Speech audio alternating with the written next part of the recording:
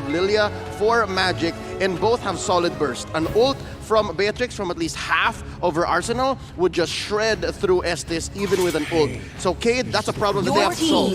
Oh, that's true. Don't forget the additional item that Florent's able to kind of give over to the Beatrix if things are going tough, and once she stacks that up full, it's going to be a huge amount of stats that she can earn. You know, with the bans that we can see from Onic Esports, I'm thinking that this will be a mid Lilia and a Golden Beatrix, as both the Nathan as well as this Brody might be good against the, I mean, when it comes to the matchup in the gold lane. That's why I'm thinking this Beatrix might be the gold laner.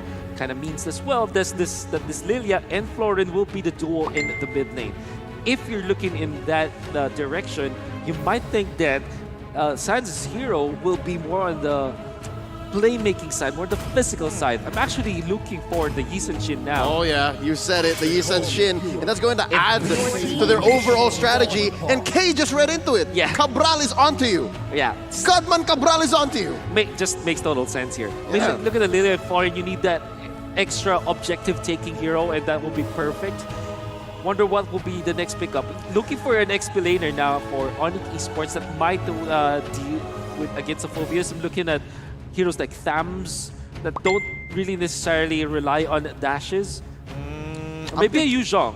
I'm thinking maybe not Yuzhong necessarily. Like, yes, he can get into the backline, but against an SS, it's a little frustrating to deal with. So I'm thinking along the lines of like Ruby or the Barat. Or Barats. No need for dashes.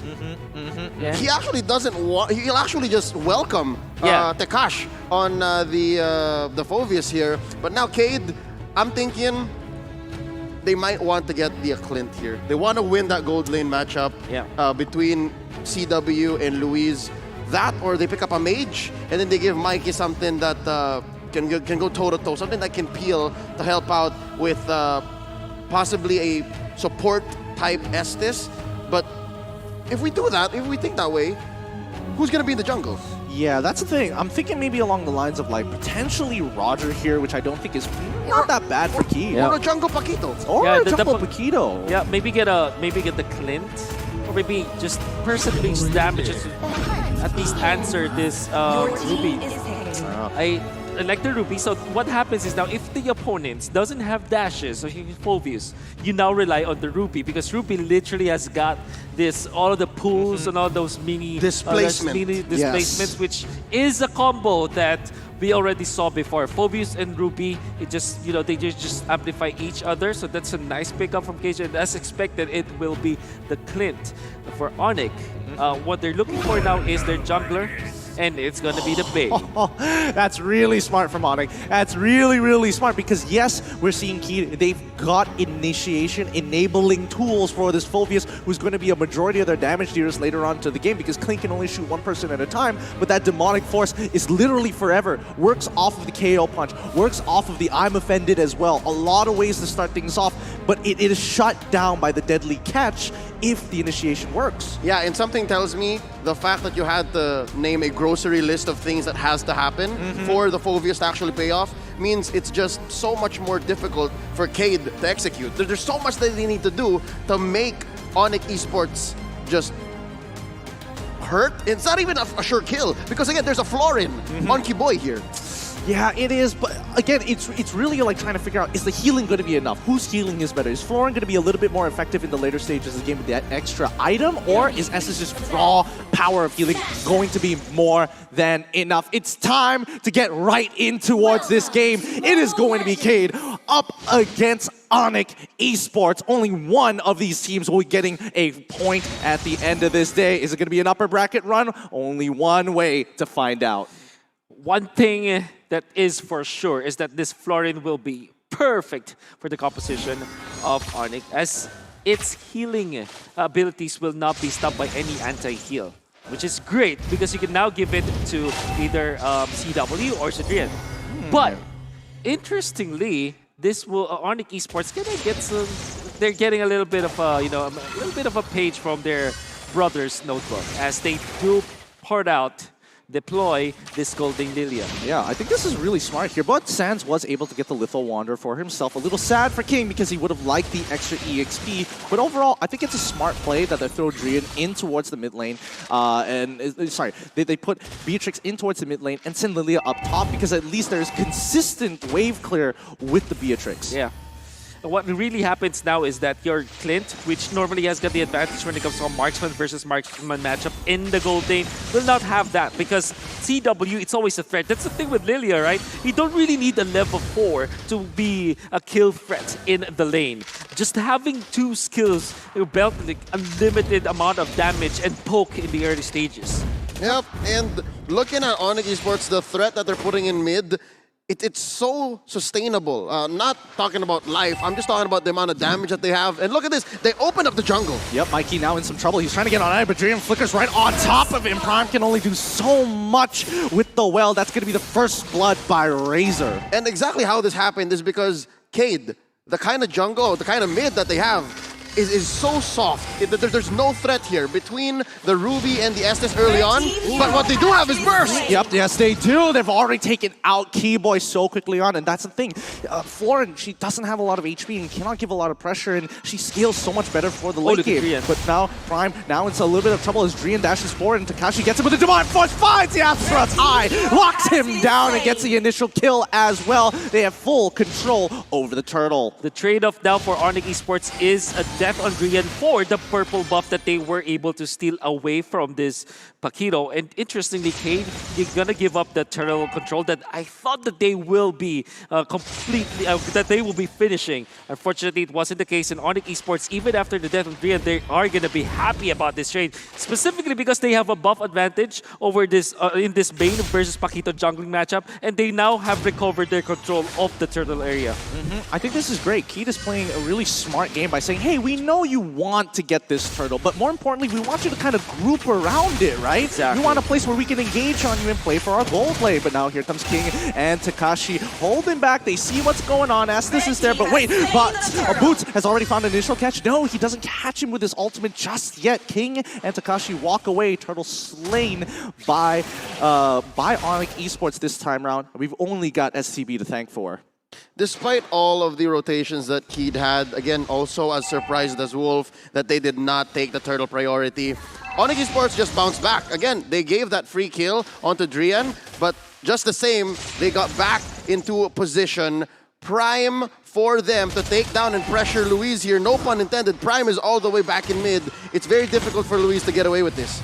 Onic continuing to pressure this top side. They're going to get the entire... Ooh, no, wait, hold on. King going right on towards Keyboy here to look to punish. The KO punch doesn't connect. Quick flicker makes quick work, but Mikey, he needs to quickly get on out of there. No, he wasn't able to pull off the I'm offended in time. They get punished here as the Shadow Dances is coming on strong. They find another one. Sans almost actually getting towards that back line.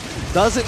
Ooh, drops down the ult as well, maximizing and forcing Keed all the way back, stopping the recalls as well. It's the outer turret energy shield or the expended up top lane, and Onic Esports do the surprise play once again. Drian in a perfect spot to really catch Cade off guard, and Cade did not expect that at all. That machine gun coming out from Drian, dealing so much damage just now, almost with the Blade of Despair on a mid lane roll, on the position for roll.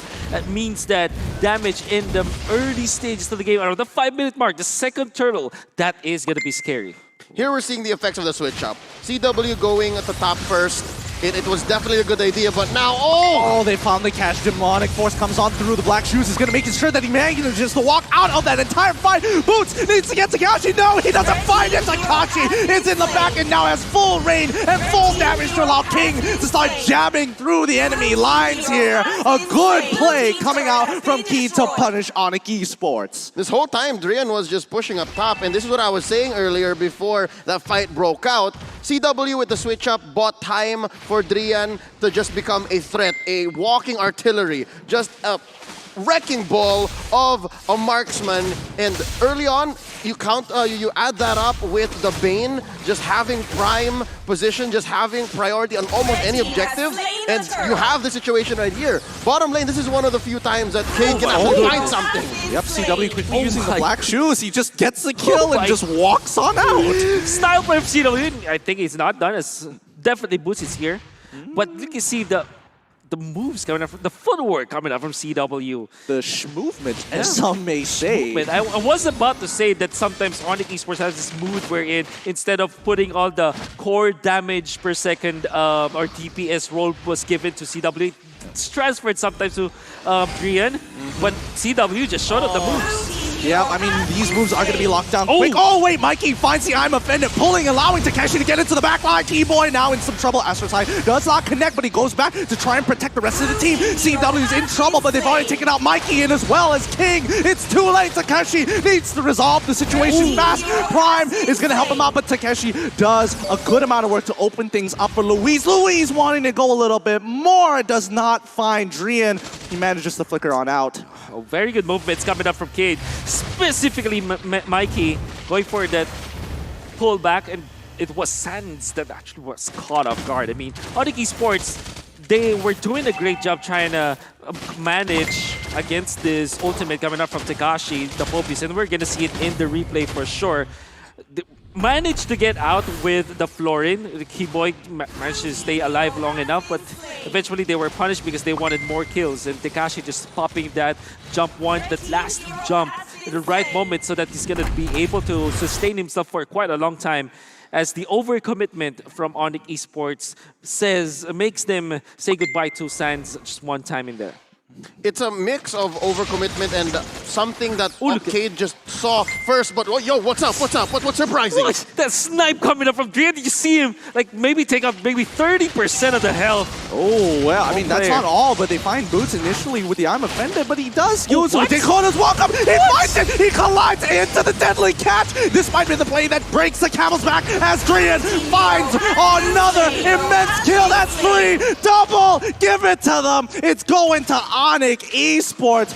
What a Nibiru's passion coming out of Drian, and what a setup from Boots. Beautiful ML. That's what we call in the Philippines. Beautiful execution coming out from Onic Esports for the longest time. I mean, Boots, that I think was the first Daytona's welcome that was able to complete, right? But that was a very flashy one. Instead of pulling the hero back to his teammates, he actually went forward, flickered forward, so that he's gonna be able to chain it with the deadly catch. And then Onic Esports just destroyed the competition with the ultimate of Drian. My goodness, beautiful ML. I love it. I love it so far. The plays have been really, really good from Onic Esports. They don't always work out, but when it does, now the oppression is getting pushed on as Takeshi is forced backwards. He doesn't have anybody to really initiate for them, or they're too low to make it happen. Most importantly, they always play for their gold laner, it seems, for MPL Brazil, because you can see that Luis, if without him, Onic, they don't want to contest Onic too much. They have the initiation, and yes, they have the damage, but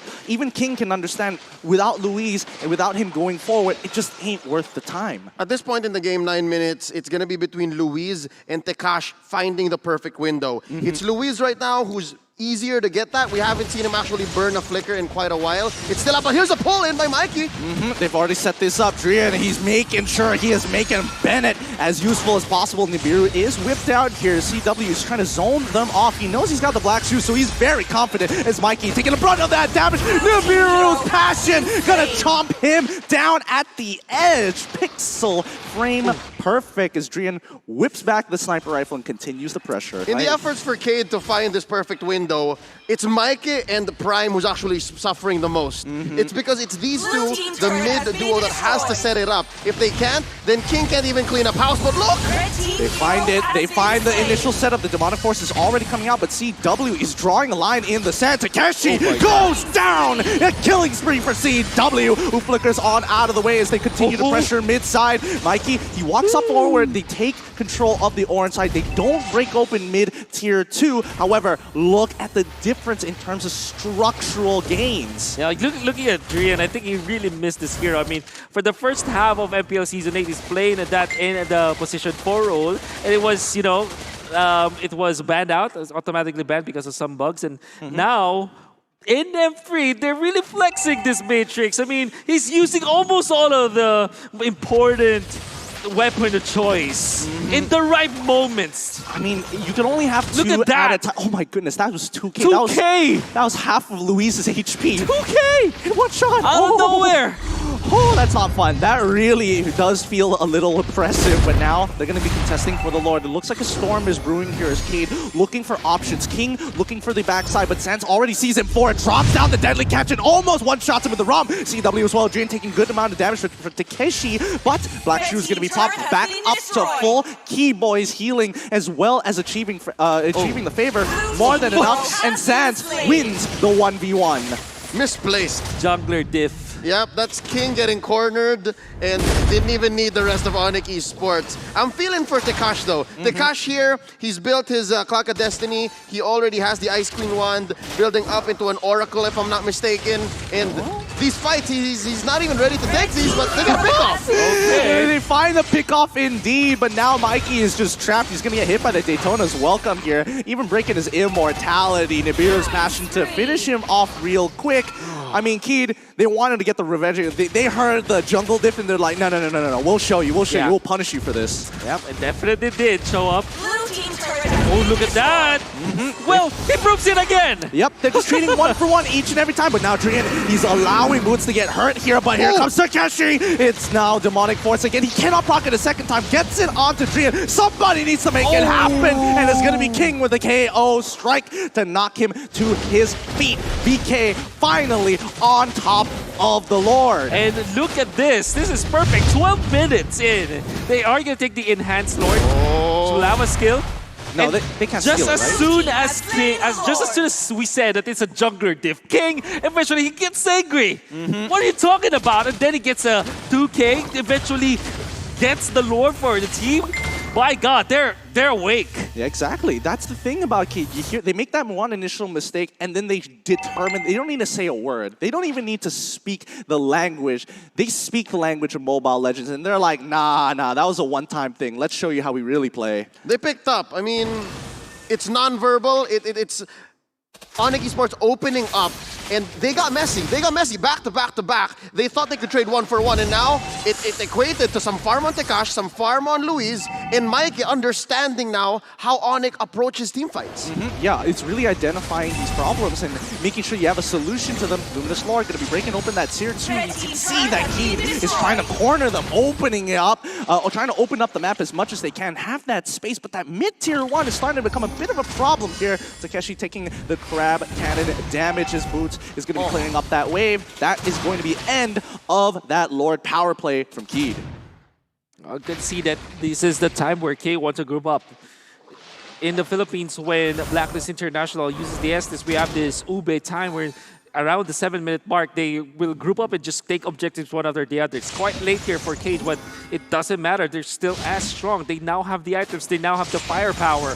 They have the sustainability as well. Maybe they want to just steamroll over Onic Esports now, especially because there is just one Barats, which doesn't have enough stacks actually. This big guy passive, and now you can feel the strength of Cage's lineup. Absolutely, look at that. CW. Oh wait, hold on, they find a 2-man. I'm offended, allowing Takeshi to get into the middle line, hops over the deadly catch, but that's just not enough. Key Boys healing with the help of that favor is just more than enough, and now they're gonna start pushing back against Cade. Wolf mentioned the Ube strat from the Philippines. This is looking like Indonesia's own take. To be able to get back into the lead, now currently 2,000, they just stuck together. They stuck together, made sure that the Lord that Cade got did not equate to much, and now they're back to just take in these resources, threatening King's Orange even. And look at this, Drian is just all the more confident. He's going to be alone, and Cade would respect that. They would know that Kiboy or even Boots would be just around the corner. You know, roamers, especially when their heroes are initiators or setters in nature, they always fall to the trap wherein if they see a bunch of heroes from the opponents, it's very tempting to go for that initiation, for that AoE initiation, right? And that's the I'm offended from Mikey. Although it landed so well, it looked good on paper, the highlight reel is there.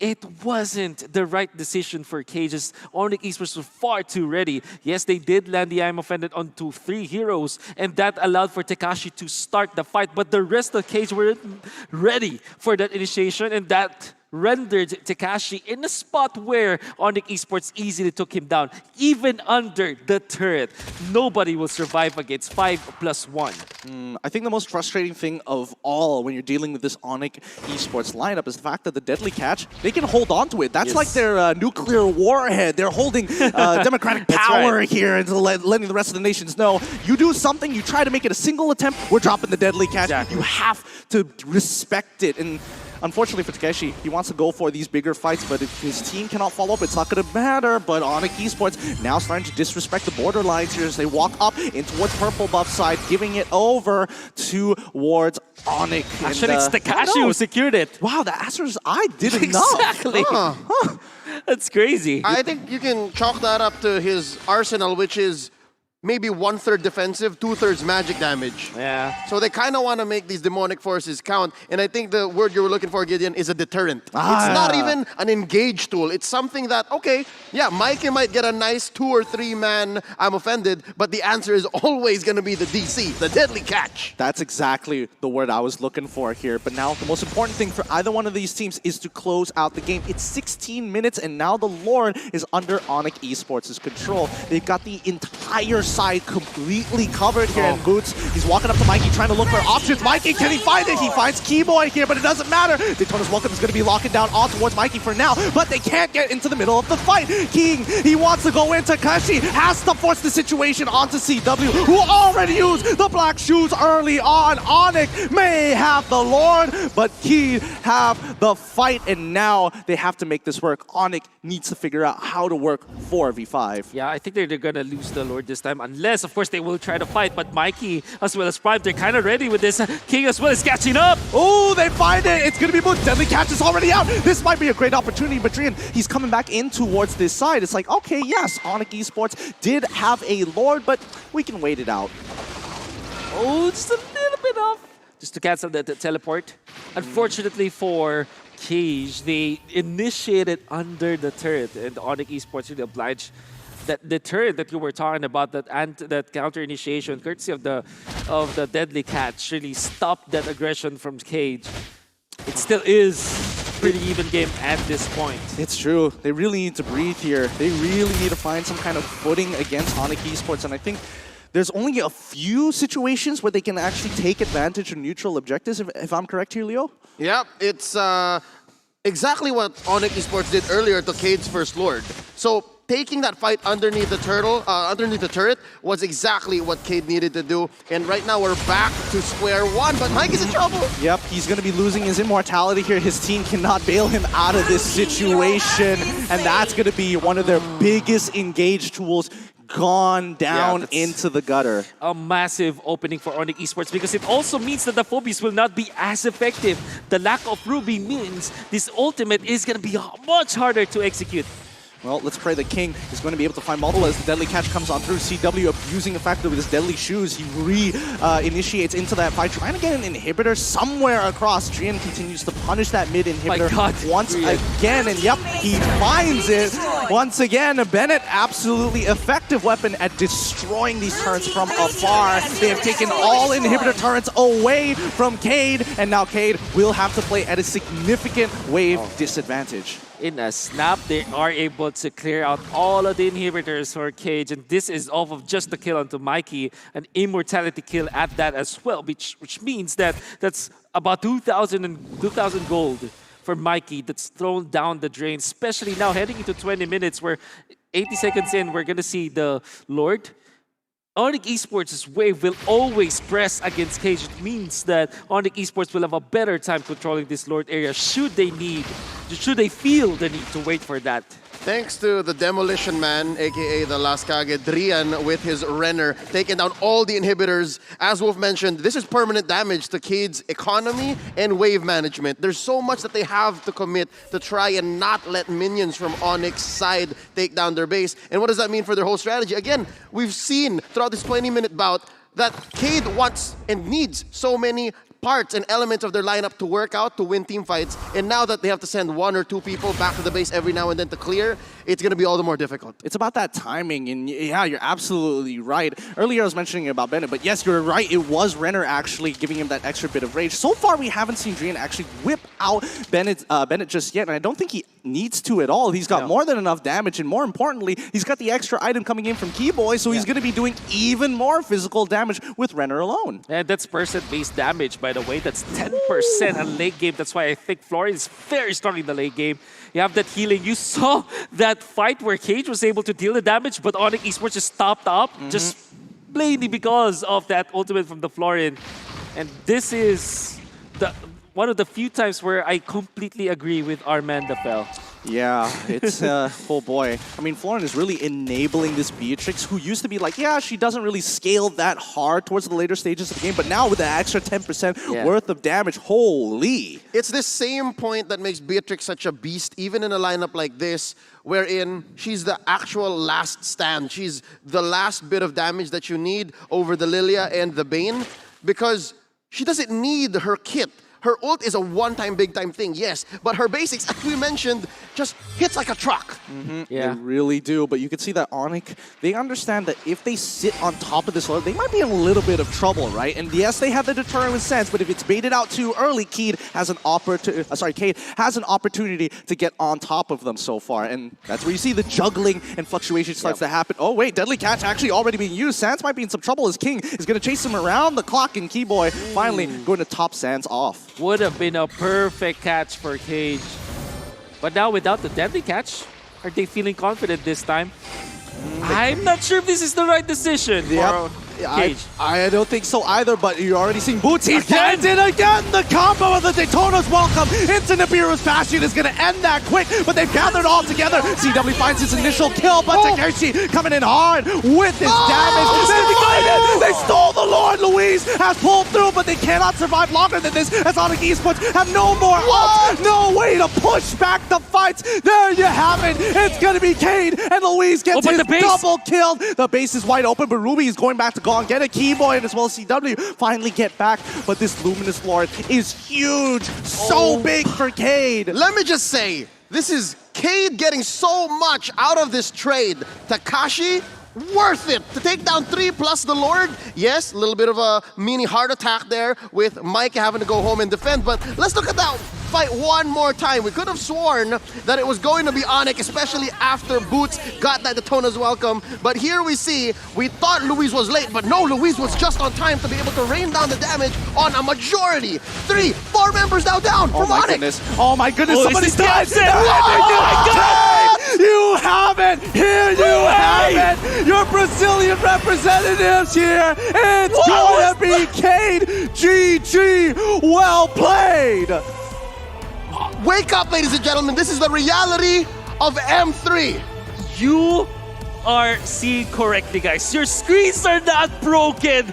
Cage, they just destroyed or won over the tournament favorites. Oh my goodness. One decision, one moment in time. They pulled it off. How fast do you have to evolve to take down and counter Boots' ultimate finishing move, the Daytona's welcome to your face? My God! It was off of that one move alone that Onic Esports, arguably the strongest team in the world right now in MLBB, just folds in the group stage. Mind blown. I can't believe it.